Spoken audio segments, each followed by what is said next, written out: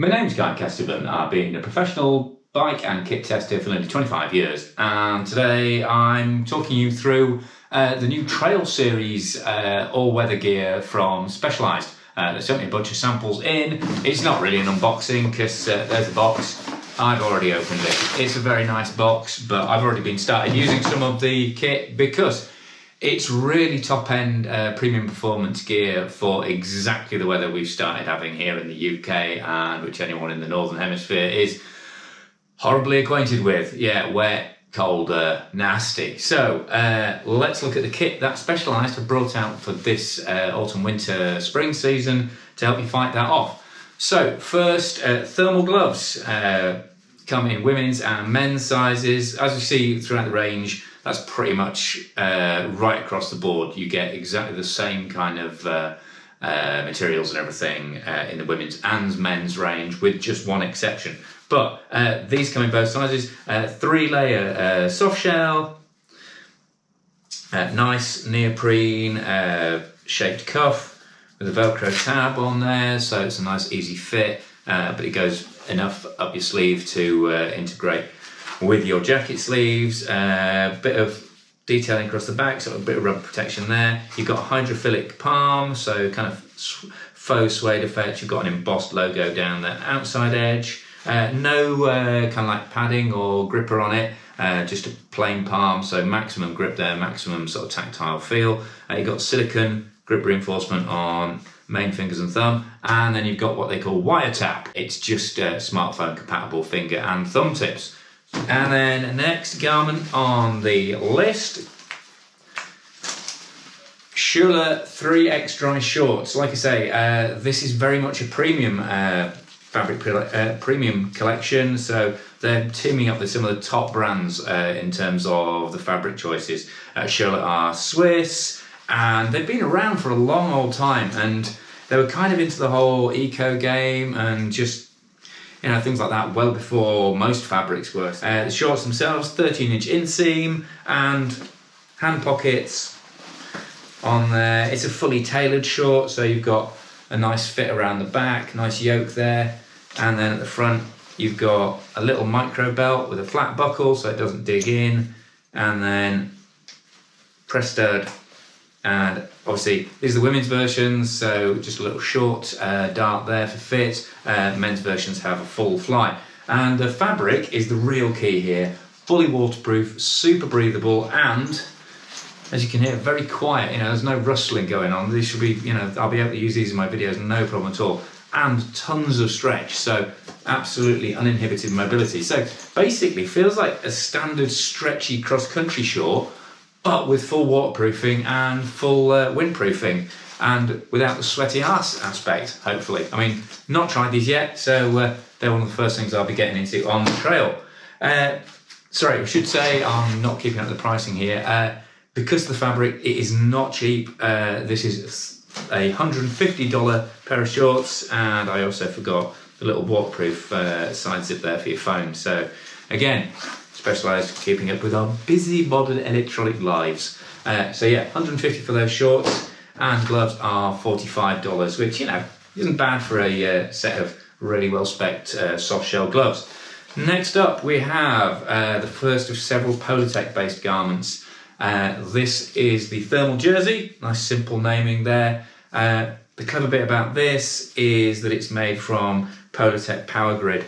As you can see, kind of on the inside, it's, as you might expect, it's kind of a grid-based fabric. Lots of little squares that lift the face fabric off your body, trap warm air inside, and so even though it's pretty much see-through, you're getting a very, very warm, very, very light garment. And also the surface fabric as well is designed to spread your moisture, should we say politely, over the widest area possible. So your base, you know, this wicks really fast, so it obviously passes the sweat through the layer above or the layer underneath super, super quick. So really super lightweight mid-layer or slightly thicker base layer. It's got little roo pockets on the front, so double-handed hand warmer pocket on there, but also inside you've got a little zipped detail pocket for your zips, for your car keys, a little bit of cash, whatever you want to keep in there nice and safe. Yeah, just super relaxed cut, basically relying on the fabric for premium performance there. I'll just let the dog in. Come on, Teddy. Don't you dare just want to go straight back out again. Anyway, $150 for that. And again, sorry, just referring to that fit again, that it's all relaxed and casual fit. That's pretty much the same all the way through the range. So another Polartec garment, again, kind of similar styling in that it's got a little reflective strip on the back there, which I didn't point out previously. So there are kind of styling cues right across the range. This is the Polartec Alpha jacket because it's made of Polartec Alpha, which is what they call a lofted fabric. So you've got this real kind of shaggy fleece interior on it, and again, just designed to suck that moisture off your mid layer or your base layer and get it to the surface over as wide an area as possible, so you stay dry and you stay warm, and also it traps a bunch of air in there as well. Face fabric is windproof, but it's just super quiet, and again, really stretchy. So you know, it rides like a normal sort of standard fabric jersey, but with masses of extra insulation in it, and this really effective windproof, showerproof shell over the top of it. Loads of top-end mountaineering and sort of outdoor brands using Polartec Alpha. I mean, it is not cheap. Well, this jacket is jersey. It's kind of in halfway between them. $225. But again, even though it's a casual cut, you're still getting little hand warmer pockets in there, and what I particularly like is you get an extra bit of fleecy alpha lining inside the pockets, so you're not just, you know, suffering your chilblains behind those front pockets there. It's fully insulated pocket as well. So that's the Polartec Alpha jersey, again, men's and women's version. And then this I really like this. This is I'm probably thinking outside the box for this one.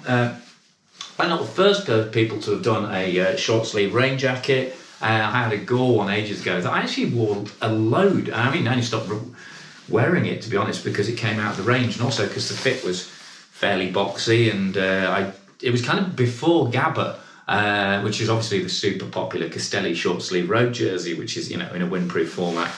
This isn't stretchy at all. It's a fairly robust 3-ply fabric. It's fully taped. You've got a hood that goes over your helmet, so you've got maximum weatherproofing there. And then YKK AquaGuard zip, so you've got a waterproof zip. So it's fully waterproof. It's pretty breathable. It's not a named fabric, but you know, it's a decent breathable fabric. But the fact that your arms are out from the elbows downwards makes this really good at thermal management. And you're not getting that thing where you hit a bush with your forearm and your whole sleeve gets soaked. Anyway, like I say, I've already worn this one.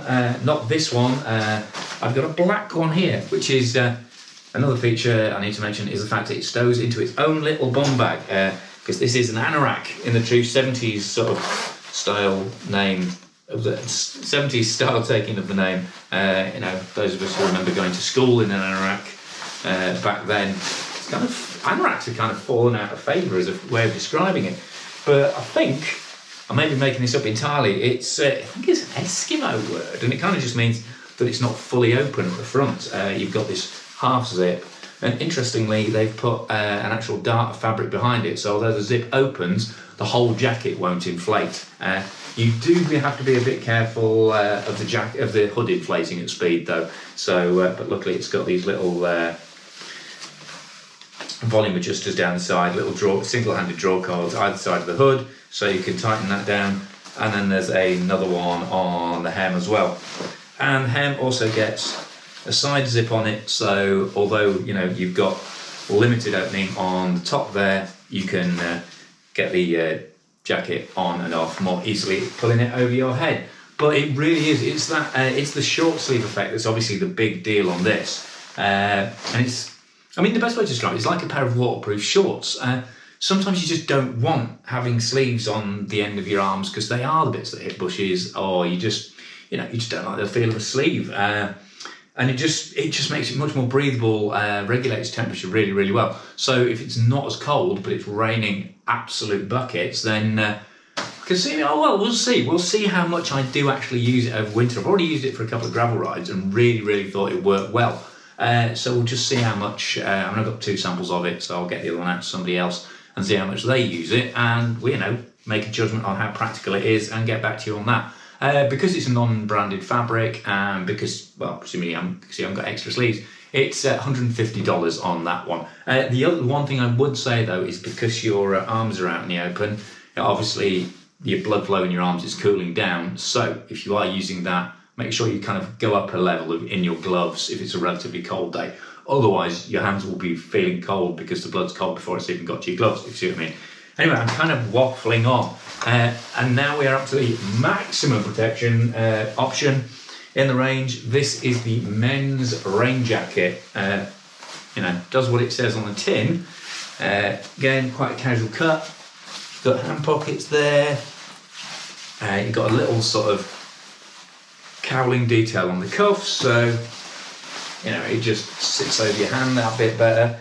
Relatively heavyweight garment, but that's because, well, this is made from Polartec Neoshell, which is kind of generally regarded as the benchmark for breathability at the moment. The difference is, obviously Gore and Event and people make different fabrics, but the win with this is it doesn't require any what they call temperature pressure from inside the jacket to help it start breathing. Air is kind of non-dependent on temperature, so it starts letting sweat and moisture through regardless of how hard you're working. So it's always doing its job, whereas some other fabrics you need to get to a certain kind of point of perspiration workload before it starts actually pushing stuff outwards rather than just taking it in, which obviously means you're kind of sweaty already.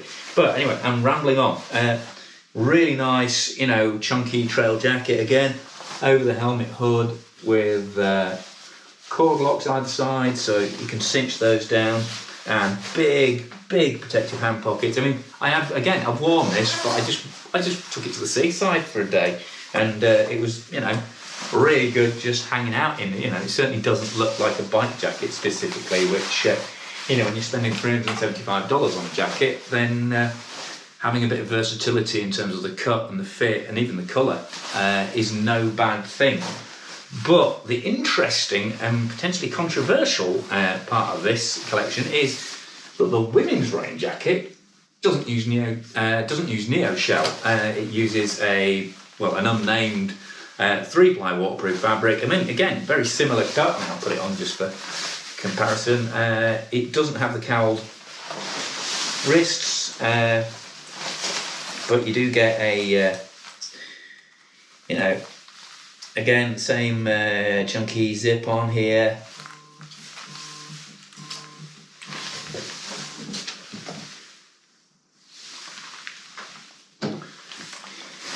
Again, same chunky zip, hand warm pockets, and in terms of cut and in terms of features on it, it's almost it's pretty much identical to the Neoshell jacket, but with basically a lower spec fabric, which it's a bit of a fail in terms of the quality there. There is a Terry Pratchett quote that goes something like, what is it? I actually sent it back to the Specialized PR team. Was it animal sweat, men perspire, ladies merely glow? To which the character who that is said to goes, well, in that case, lady, you are glowing like a pig. Because, I think girls work just as hard and go out and it's just as foul weather and sweat just as much as blokes do. But, obviously, you can get the men's Neoshell jacket if you want. But that is the women's specific cut. The advantage is because it's a kind of unbranded fabric, and obviously Neoshell is seriously expensive. That jacket's $375, the Neoshell one. But I've looked I've googled some other Neoshell jackets for mountaineering and walking and stuff online, and actually that's still a pretty good price considering the features you're getting in there. In fact, it is a damn good price considering the features. And this women's rain jacket is $225. And then, thankfully, before there's outrage amongst the female watchers, there might be some, we go back to full equality with the wind jacket. As the name suggests, really lightweight. It's actually designed specifically for bikes with specialised swap compartments in the frame, so it's designed to be super packable. It's got a little pocket just down the side there, which it all bundles into for minimum pack size. The hood on this one goes under your helmet. There's no drawstrings or other things like this. It's only a half zip on the front, which again cuts down on bulk, just makes it super light. Totally windproof, actually really breathable. I've had a short ride in the men's version of it, and yeah, seems great. And you know, a great just in case jacket, or just, you know, an extra shell layer, whatever you're doing. And there's still some nice detailing in it, like these little laser perforations on the back, just to increase the breathability, and this reflective stripe, which is kind of a theme that goes throughout the range. So, and that one comes in at $125. So there we go. That's the Specialized Trail Series. That's most of the items in it. There are a couple of jerseys which I didn't get in the box, but obviously those will be in stock at your Specialized dealer now, and it's great to see them, you know, really getting a strong game on in terms of fabrics pretty much throughout the range. And the couple of pieces I've worn already have really impressed me, and I can't wait to get out in the rest of it and come back with a full ride review for you on each of them as the season progresses. But for now, massive thanks to Specialized for sending the gear in. There's also some shoes coming, which are still under embargo, but I'll start testing them shortly. So news on those coming soon. I will do the Epic Evo video very shortly. I know people are tearing my ear off on that. I'm currently still working through different shock tunes on the Stump Jumper, try and find a sweet spot with that. So that's taking up my kind of Specialized allocation of time at the moment. But for all of this, massive thanks to my Patreon supporters who pledge a small monthly fee to help support videos like this, which are unsponsored and aren't paid for, and they just, you know, let me put some money in the bank to buy equipment, and just to, you know, take time out from my normal paid working life, writing for websites like Bike Perfect, for cycling news, and doing other features. And yeah, basically, massive thanks to the Patreon guys, and if you like what I'm doing on the channel, please consider joining them with a small monthly pledge to support the channel. But apart from that, thanks for subscribing, click for notifications, give it a thumbs up if you like the video. That really helps it get shared and gets it under more people's noses. And thanks very much for your time watching this. Any questions, any comments, just get busy below, and then I'll be coming back with ride reviews of all this equipment and equipment from other brands that I've featured recently or have yet to come up. So yeah, keep watching the channel. It's getting filthy out there, but that doesn't mean I'm riding any less. So if you want good foul weather kit reviews, then I'm one of the people to come to. But for now, I'm Guy Kesterburn on GuyKes TV, talking about the Specialized Trail Series 2020 Autumn, Winter, Spring weather beating collection.